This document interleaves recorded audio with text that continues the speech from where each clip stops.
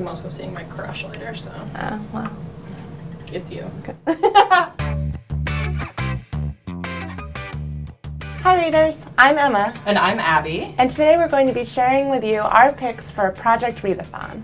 Project Readathon is happening this year from April 17th through the 24th. And think of it like a Fitbit for reading. Basically, you track the minutes you spend reading during that week. And for those minutes, Penguin Random House will turn around and donate books to children in communities across the U.S. who are in need of something great to read. My first pick is Anything is Possible by Pulitzer Prize-winning author Elizabeth Stroud. And in this follow-up to My Name is Lucy Barton, she creates an intimate portrayal of small-town life. And while this is a super quick read, the themes of family and reconciliation will stay with you long after the last sentence. My first pick is Big Little Lies by Liane Moriarty. You may be familiar with it because of the HBO series. But even if you've already seen the show, this book is definitely worth picking up. What's it about? It's about lies. It's about big lies. It's about little lies. It's about all the lies in between. Not to be glib, but it's about 3 women and their school-age children and the friendships and rivalries that form between both the parents and the children. And as usual with my picks, it is also about murder. You love a good murder. I do love a good murder. My second pick is A Separation by Katie Kitamura.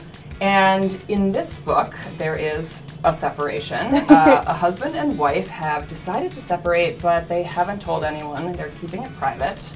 But then she finds out that her husband Christopher has gone missing in a remote part of Greece, and so she reluctantly goes in search of him and ends up uncovering a ton of secrets.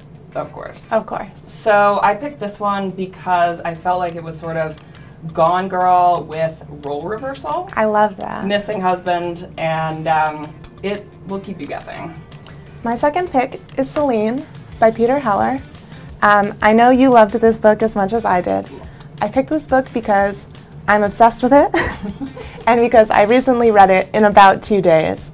It is about a badass lady detective of a certain age who is in search of a missing person in the American West.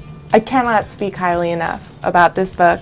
It is so, excuse the phrase, unputdownable. It's like a little bit of road trip narrative, a little bit of mystery, a little bit of badass protagonist. Like, what more is there? And it's got that sharp humor that I always love. My third pick is The Rules Do Not Apply by Ariel Levy, and this is a stunning memoir. So when Ariel was 38, she was a New Yorker reporter headed to Mongolia on assignment. She was pregnant, married, and financially secure, and a month later she was none of those things. This is a true story of resilience and heartbreak, and it is stunning. You won't be able to put it down. In fact, every celebrity I see on Instagram is currently reading this. We're looking at you, Emma Roberts. It's very buzzy right now. My last pick today is On Tyranny by Timothy Snyder.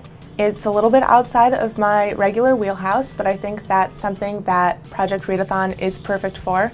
This book is about the history of democracy and the history of threats to democracy. Timothy Snyder is a Yale University history professor, so he has a deep well of knowledge on this topic.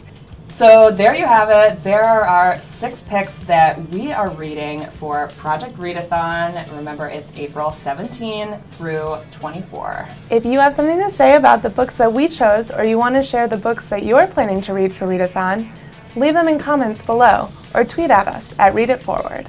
And don't forget to go to readitforward.com and sign up for our awesome weekly newsletter that's full of book recommendations. So if you don't have the book that you're going to start reading for Project Readathon yet, go sign up for that and we'll help you out.